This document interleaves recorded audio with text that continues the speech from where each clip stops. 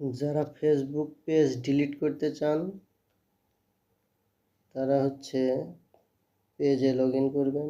Log in করার পর এই অপশনে যাবেন। এখান থেকে সেটিংসে যাবেন। সেটিংস থেকে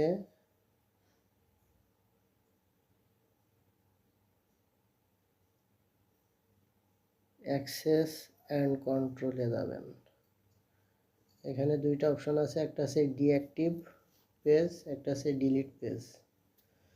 তো ডিঅ্যাক্টিভ মানে এটারে আবার অ্যাক্টিভ করা যাবে, আর ডিলিট মানে পার্মানেন্টলি ডিলিট হয়ে যাবে, এটারে আর অ্যাক্টিভ করা যাবে না। তো আমি ডিলিট করতে চাচ্ছি, ডিলিট পেজে ক্লিক করলাম, তারপর কন্টিনিউ।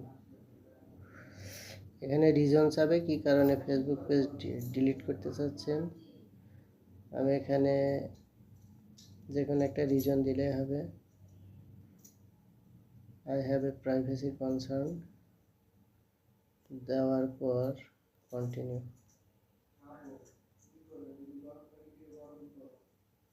কন্টিনিউ